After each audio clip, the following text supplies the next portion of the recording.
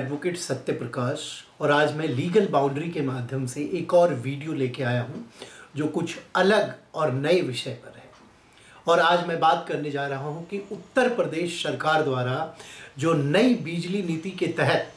Multi storeys building में multi point connections दिए जा रहे हैं, उस पर आखिर क्यों विवाद हो रहे हैं, क्या इसके फायदे हैं और क्या नुकसान है, और आखिर जो रेजिडेंट्स हैं उनके बीच में क्या सवाल होते हैं, उन सवालों का जवाब क्यों आखिर उत्तर प्रदेश पावर कॉरपोरेशन और जो पश्चिमांचल विद्युत वितरण निगम लिमिटेड है और पूर्वांचल विद्युत वितरण निगम लिमिटेड वो नहीं दे पा रही है। आप अगर गाजियाबाद, नोएडा, ग्रेटर नोएडा और आसपास के इलाके में रहते हैं जहां आपको उत्तर प्रदेश सरकार द्वारा बिजली दी जाती है, और अगर आप फ्लैट में बिल्डर द्वारा कोई बिजली कनेक्शन लिए हुए हैं तो उस पर अभी पिछले कई महीनों से ये चर्चा लगातार हो रही है कि आखिर उत्तर प्रदेश जो बिजली विभाग है वो क्यों फ्लैट ऑनर्स के घर में जाके ज़बरदस्ती बिजली के मीटर्स लगवा रही है। आपको मैं बता दूं, पिछले करीब 6-7 महीनों से नोएडा, गाजियाबाद, ग्रेटर नोएडा और आसपास के इलाकों में पश्चिमांचल विद्युत वितरण निगम लिमिटेड द्वारा एक नोटिस जारी कर जो भी मल्टी स्टोरीज बिल्डिंग्स हैं उनमें सेपरेट मीटर, अर्थात पहले जो व्यवस्था थी उसमें ये व्यवस्था थी कि बिल्डर को एक सिंगल कनेक्शन दी जाती थी और उस कनेक्शन से मल्टीपल जो फ्लैट ऑनर्स होते थे उन फ्लैटों में बिजली मुहैया कराई जाती थी। लेकिन डिपार्टमेंट द्वारा ये तर्क दिया जा रहा है और जो उत्तर प्रदेश विनियामक आयोग है उनके द्वारा जो 13th अमेंडमेंट की गई, जिसके तहत ये मैंडेटरी किया गया कि कोई भी मल्टी स्टोरी बिल्डिंग में अब सिंगल पॉइंट कनेक्शन नहीं होगी, अब मल्टी पॉइंट कनेक्शन दिए जाएंगे। और उसी के अनुसार अब सभी मल्टी स्टोरीज बिल्डिंग में मल्टी पॉइंट कनेक्शन दिए जा रहे हैं। मेरे पास पिछले करीब 4-5 महीने में जो खबर आई है उनकी कटिंग्स है और जो रेजिडेंट्स के जो क्वेरीज हैं उस पर मैं आज एक एक विषय पे आपको जवाब दूंगा। जो पावर डिपार्टमेंट की जो टीम है वो नहीं दे पाती है और रेसिडेंट ये आरोप लगा रहे हैं कि वो अगर मना करते हैं कि उनको मल्टी पॉइंट में नहीं जाना तो उनके घर में पुलिस भेज दी जाती है और उनके घर में मीटर लगवा दी जा रही है। अब आखिर ये सवाल उठता है कि आखिर डिपार्टमेंट पश्चिमांचल विद्युत वितरण निगम लिमिटेड ये काम क्यों कर रही है। सबसे पहले तो आप ये जानिए कि आखिर ये मल्टी पॉइंट है क्या।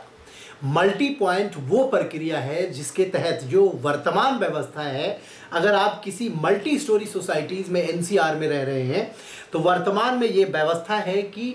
बिजली विभाग जो है बिल्डर को बिजली देती है, फिर बिल्डर उस बिजली को जो सिंगल पॉइंट के माध्यम से लेता है वो फ्लैटों में बिजली मुहैया कराता है। उस विषय पे ये कई शिकायत और आरोप लगाए गए कि बिल्डर द्वारा महंगी दरों पे बिजली दी जाती है और फ्लैट ऑनर्स ने भी ये आरोप लगाए कि उनको जिस दर पे बिजली दी जाती है वो अधिक है। अब आखिर वो दर है क्या? जो वर्तमान बिजली की जो रेट है इन इलाकों में जो सरकार द्वारा बिल्डर को बिजली दी जाती है और बिल्डर द्वारा बिजली मुहैया कराई जाती है, उसमें यह है कि अगर आप मल्टी पॉइंट कनेक्शन में जो नई व्यवस्था आ रही है, अगर आप जाते हैं तो 5 रुपये 50 पैसे प्रति यूनिट है, और अगर आप 300 यूनिट से अधिक बिजली उपयोग करते हैं तो 6 रुपये 50 पैसे है। जबकि वर्तमान में अगर आप बिल्डर के माध्यम से बिजली ले रहे हैं तो आपको 7 रुपये प्रति यूनिट है। अब इस विषय पे एक सवाल ये उठता है कि आखिर जब सरकारी बिजली सस्ती है तो लोग विरोध क्यों कर रहे हैं और डिपार्टमेंट फोर्स लेके घरों में क्यों जा रही है। फ्लैट ऑनर्स का यह मानना है कि अगर बिजली विभाग से सेपरेट बिजली ली जाती है तो जो वर्तमान व्यवस्था है उसमें ये व्यवस्था है कि मेंटेनेंस की एक ही मीटर होती है जिससे बिजली और मेंटेनेंस चार्जेस साथ साथ कटते हैं। लेकिन अब अगर दोनों चीज़ें अलग अलग हो जाएगी, अर्थात बिजली के बिल अलग और मेंटेनेंस के बिल अलग, तो कहीं ना कहीं बिल्डर द्वारा मेंटेनेंस करने में आनाकानी की जाएगी। जो कॉमन एरियाज हैं जैसे lift, swimming pool, club, gym, इस प्रकार की जो चीज़ें हैं जो कॉमन यूज में है उसको लेकर बिल्डर और रेसिडेंट में लगातार कहीं कन्फ्रंटेशन आने वाले समय में ना बढ़े, इस विषय पे कुछ क्वेरीज थे, कुछ सवाल थे, उन सवालों का मैं जवाब देना चाहूँगा कि आखिर जो कॉमन एरियाज है, जो वर्तमान व्यवस्था है, उस वर्तमान व्यवस्था में कॉमन एरियाज में जो अभी बिजली दी जा रही है वो सेपरेट बिजली देने का प्रावधान ऑलरेडी प्रोविजंस में है।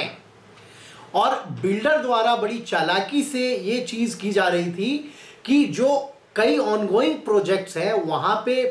सिंगल पॉइंट बिजली लेके जो रेसिडेंशियल जो फ्लैट बायर्स को बिजली देने हैं उसको कॉमर्शियल उपयोग में कर रहे थे और सरकार को चूना लगा रहे थे, जिससे राजस्व की हानि हो रही थी। और कई लेयर्स मीटिंग और रिसर्च के बाद सरकार इस कंक्लूजन पे पहुंची और 13th अमेंडमेंट लाके इस चीज को मैंडेटरी सरकार ने कर दिया कि अगर 51% रेसिडेंट कोई भी मल्टी स्टोरी सोसाइटीज में रह रहे हैं और अगर वो अपनी कंसेंट 51% देते हैं कि उनको सिंगल पॉइंट पे रहना है, तभी डिपार्टमेंट वहां पे बिजली की जो नई व्यवस्था है उसको लागू नहीं करेगी। लेकिन अधिकतर सोसाइटियों में ये चीज देखी जा रही है कि रेसिडेंट चाह रहे हैं कि उनको सरकारी लाभ जो सरकार दावे कर रही है उसका फायदा हो, और जो बिल्डर की एक व्यवस्था है जो अवैध मेंटेनेंस वसूली की, जो साफ सफाई की, रेसिडेंट और बिल्डर में जो कन्फ्रंटेशन इन विषयों पे बढ़ रही है उसको कम करने के लिए भी डिपार्टमेंट करे कि वो भी एक उनके पास इस मैकेनिज्म को लॉन्च करने के बाद वैसी शिकायतें कम आएंगी। एक और सवाल है कि जो वर्तमान व्यवस्था है उसमें जो लोगों ने at the time of possession जो पैसे दे रखे हैं उस पैसे का एडजस्टमेंट कैसे होगा। लोगों का ये कहना है, लोग आरोप लगा रहे हैं कि जब उन्होंने फ्लैट खरीदी, जब वो फ्लैट पोजीशन में उनको बिल्डर ने दिया, उस समय उन लोगों ने मीटर के सेपरेट चार्ज दिए। लेकिन अब जब विभाग एक अलग मीटर लगा रही है, फिर विभाग भी उस मीटर के उतने ही पैसे मांग रही है या उससे अधिक मांग रही है जितने उन लोगों ने दे रखे हैं। तो अर्थात एक कंज्यूमर को अब एक फ्लैट में 2 मीटर लगाने पड़ रहे हैं। जो पहले लगे हुए थे उसको तो विभाग खोल दे रही है, लेकिन नई मीटर लगा रही है। तो जब मीटर के लिए उनको डबल पैसे देने पड़ रहे हैं तो उस पैसे का क्या हिसाब किताब होगा? क्या वह पैसा उनको बिल्डर द्वारा वापस किया जाएगा या डिपार्टमेंट को जो पैसा रेसिडेंट ने बिल्डर को दिया है, क्या डिपार्टमेंट को वो पैसा बिल्डर द्वारा ट्रांसफर किया जाएगा? इस विषय पे विभाग के पास कोई सॉलिड जवाब नहीं है। हाँ, एक कानूनी पहलू है और एक कानून के तहत आपको ये अधिकार है कि बीइंग ए कंज्यूमर आप कंज्यूमर फोरम में जा सकते हैं, आप ये क्लेम कर सकते हैं, शायद कंज्यूमर कोर्ट के माध्यम से आपको वो पैसा या तो वापस मिलेगा या तो बिल्डर उस पैसे को डाइवर्ट करेगा, सीधा उस पैसे को डिपार्टमेंट को ट्रांसफर करेगा। एक और सवाल है कि क्या जो बिल्डर द्वारा 1 kVA अगर आप 1 मीटर में पावर बढ़ाते हैं तो आपको करीब करीब 20,000 रुपये देने पड़ते हैं, जो वर्तमान बिल्डर द्वारा दी जा रही व्यवस्था है उसमें। लेकिन वहीं सरकारी मीटर जो लगाई जा रही है उसमें जो सरकारी अधिकारी हैं, जो सरकार के एडवर्टाइजमेंट आए हैं, जो सरकार के नोटिस और जो सरकार के सर्कुलर्स आए हैं, उसमें ये दावा किया जा रहा है कि आपको मात्र 110 रुपये 1 kV पावर बढ़ाने के लिए देने हैं। तो अर्थात आपको सीधा सीधा इस चीज में फायदा सरकार देने जा रही है। एक सवाल और है कि जो बिल्डर और डिपार्टमेंट की लगातार ये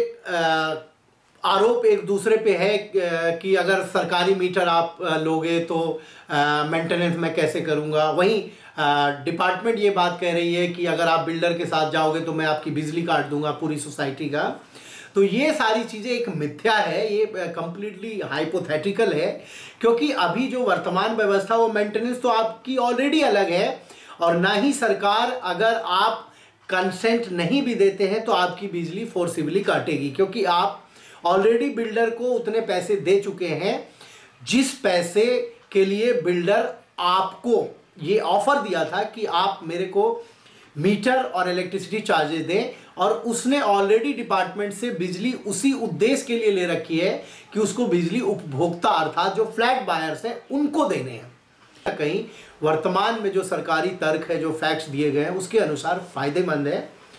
और आप इसको प्रयोग कर सकते हैं। अगर हाँ, ये भी व्यवस्था है कि अगर आपको ये लगता है कि जो सरकार की व्यवस्था ये अच्छी नहीं है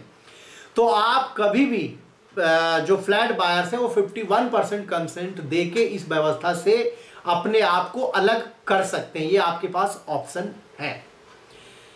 आप जुड़े रहें लीगल बाउंड्री के साथ। अगर कोई भी क्वेरी हो आप कमेंट बॉक्स में डालें, मैं उसका प्रॉपर रिप्लाई आपको दूंगा। धन्यवाद। लाइक करें, शेयर करें